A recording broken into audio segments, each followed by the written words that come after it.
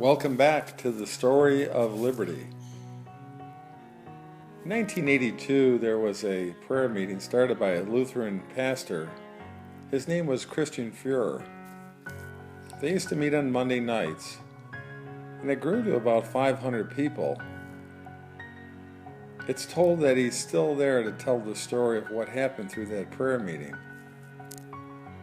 It's said that people come from all over the world to hear his story. The prayer meeting was called Prayers for Peace. It started on Monday nights with 40 candles that he put in the middle of the cathedral there at St. Nikolai Church. He was there in his t-shirt and jeans, and he would pray for peace.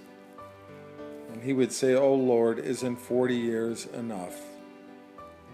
See, the people of Germany had been in bondage to Adolf Hitler. Now they were in bondage to the Russians. Families were pillaged and women were raped by the Russian soldiers for years and years. They couldn't even go to church. If you were seen at church, you'd lose your job. And then, of course, there was the KGB and that German Democratic Republic. They controlled the German soldiers, and they would shoot anyone that went across the wall. No one got away with anything.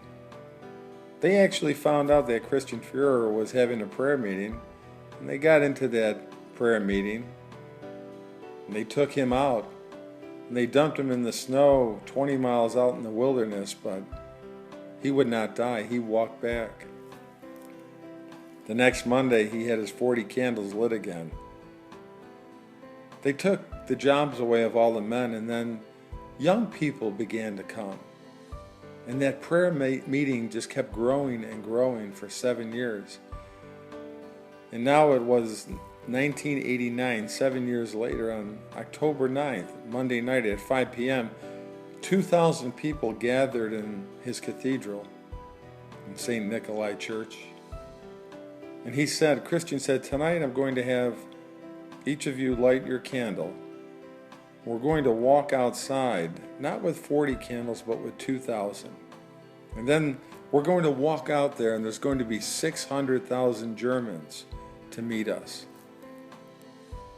We're not going to do anything. We're just going to walk across to the train station. There's a big open field there. The Russian tanks are lined up with the AK-47s ready to mow you down. But we're going to walk over to these troops. We're going to call for peace." And he said to them, "I don't want any violence. Keep your hands up to shield your candle from the wind. We're just going to walk across. In fact, we're going to pray for them." Never had the German Democratic Republic allowed any kind of meeting like this before.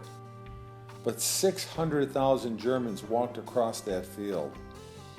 They walked across that field. They suddenly walked among the soldiers.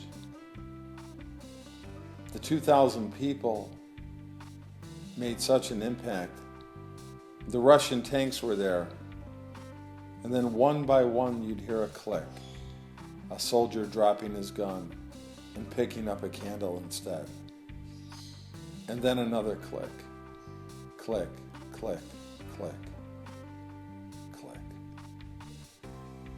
All of the soldiers dropping their guns and picking up a candle. And they turned on the Russian tanks. The Russian tanks could have fired and killed them all, but they turned their turrets back and went into the barracks. 1 week later, the chancellor quit because he knew he had lost the German people to their faith in Christ.